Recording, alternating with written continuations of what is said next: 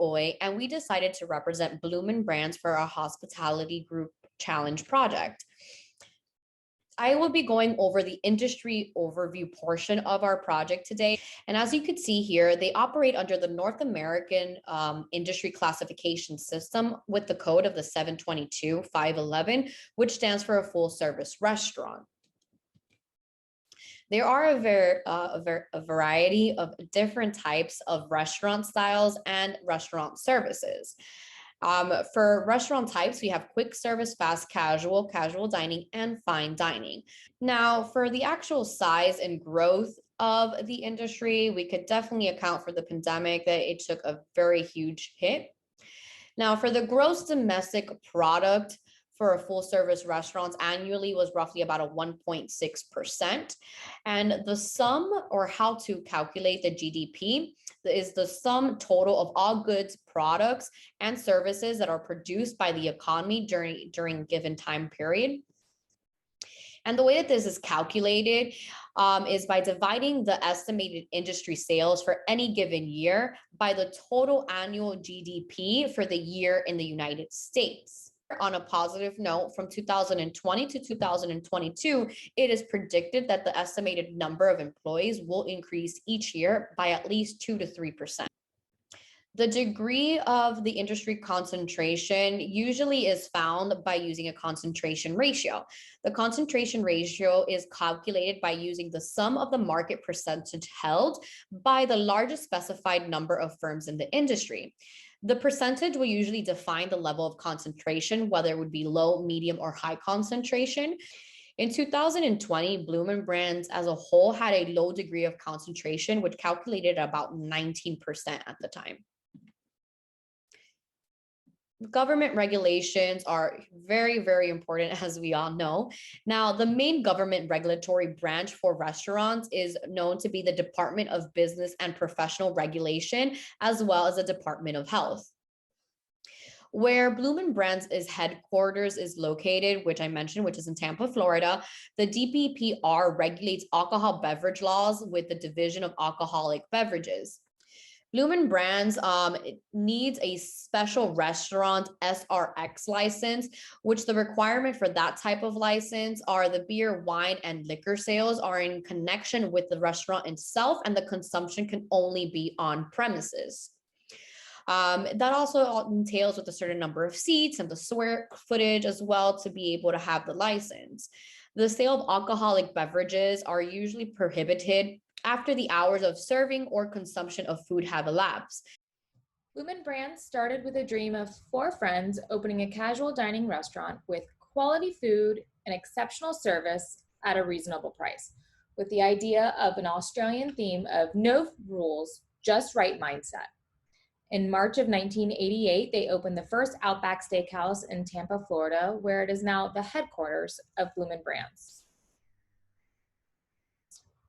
With Outback Steakhouse, they added Carrabba's Italian Grill, Bonefish Grill, Fleming's Prime Steakhouse and Wine Bar, and Aussie Grill by Outback under Bloomin Brands.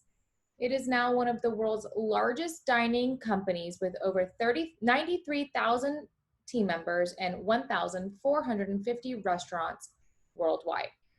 Bloomin Brands has 3 focus points in their business commitment: the people, the environment, and their ingredients. They pride themselves on an environment where their team members can thrive and do well by being themselves while delivering an experience for their guests to remember. They were named America's Best Employers for Diversity in 2019 and 2020, and America's Best Employers for Women in 2019 by Forbes. Their commitment to ingredients lives within building long-term partnerships with suppliers who are dedicated to delivering safe, high-quality ingredients in a sustainable way, requiring all of their suppliers to comply with their code of ethics provided to them, focusing on sourcing products that are raised in a sustainable, ethical, and humane manner. In 2011, Bloomin Brands aimed to reduce energy by 10% in 3 years. They exceeded that goal with a 25% reduction in natural gas and electric. 100% of their restaurants used Energy Star equipment and 47 million kilowatt hours annually electricity savings through LED lighting efforts.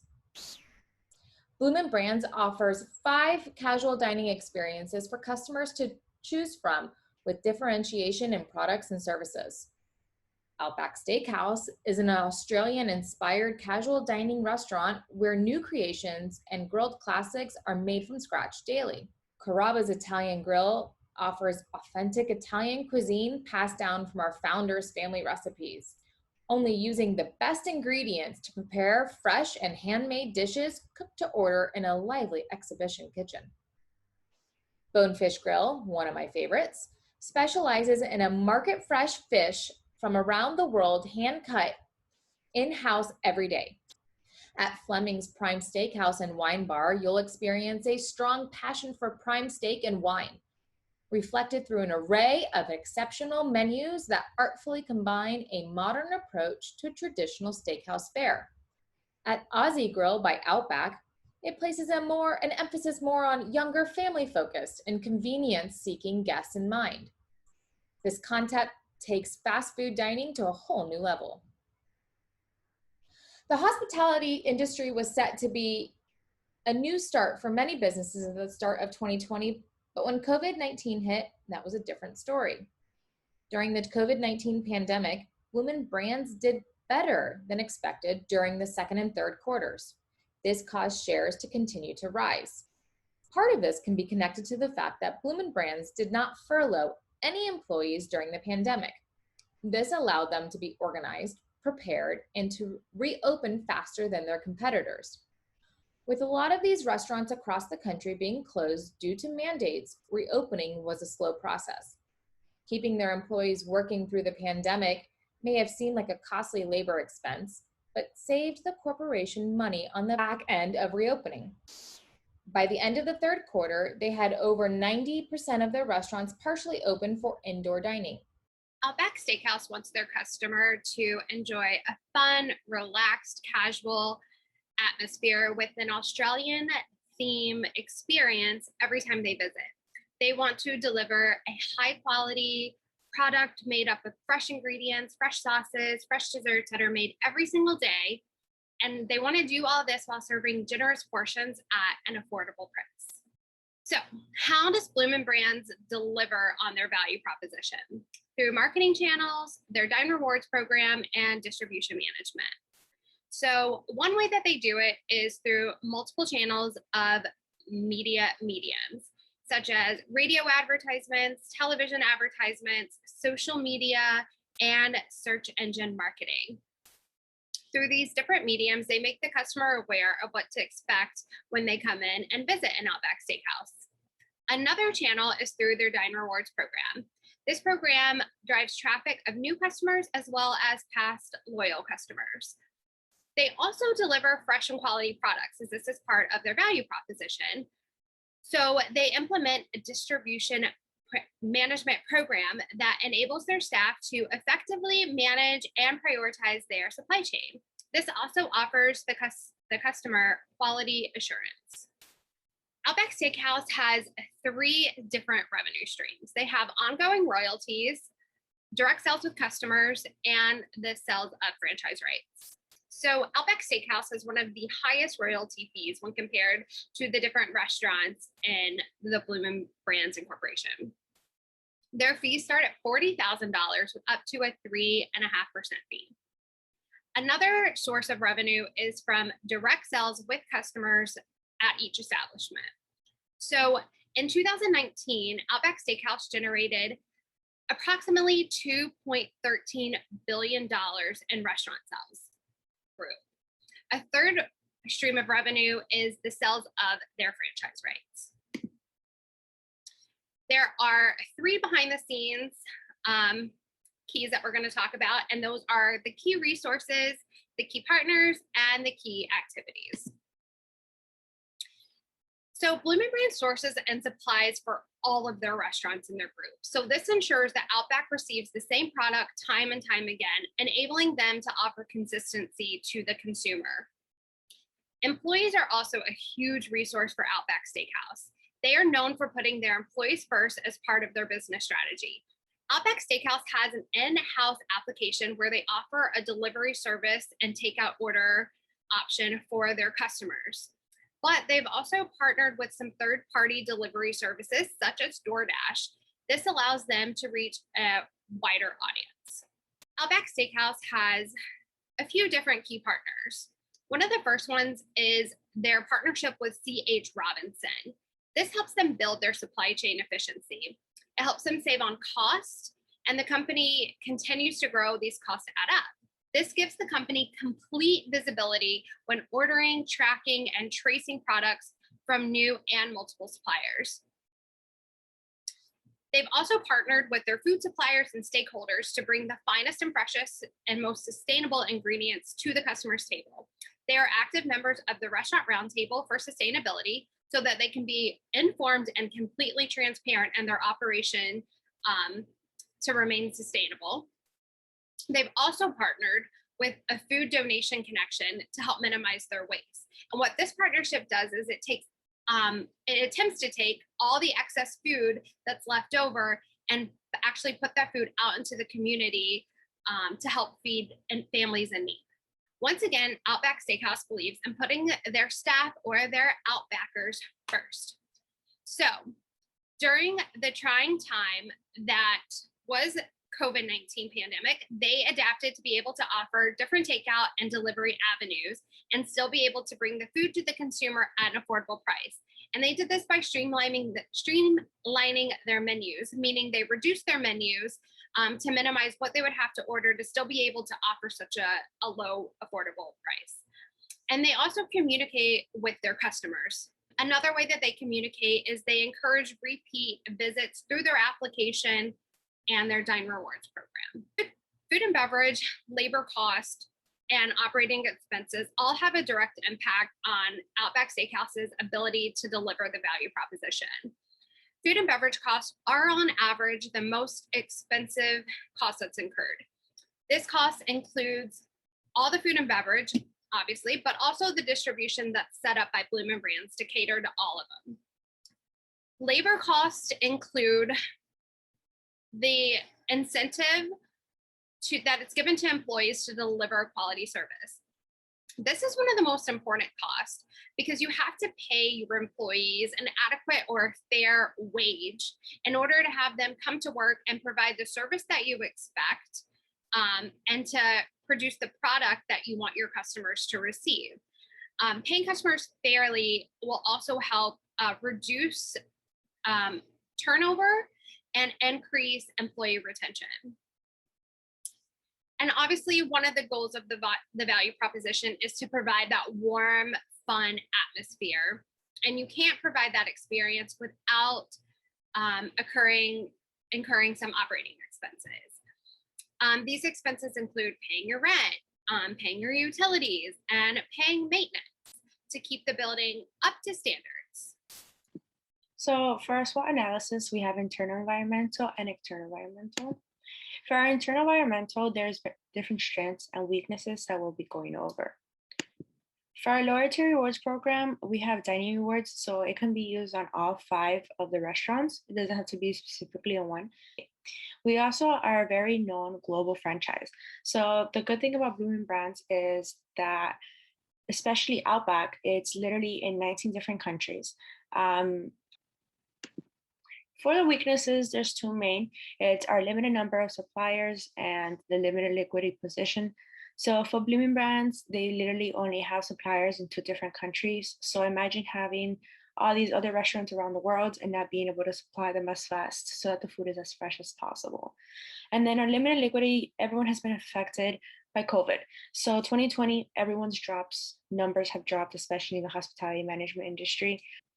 For our external environmental, we have opportunities and threats.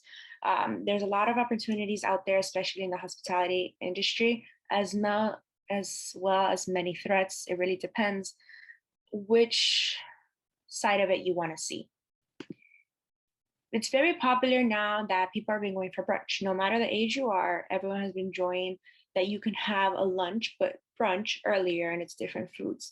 And Bonefish actually started adding this. And a lot of people really loved it and wanted to experience the this branch. So adding it to all of the 5 restaurants will really benefit the business. Also, online presence. So especially with COVID, people didn't want to go out, but they still wanted to eat out. And they benefit a lot with DoorDash, Uber Eats, having their website to be able to deliver and take out as well.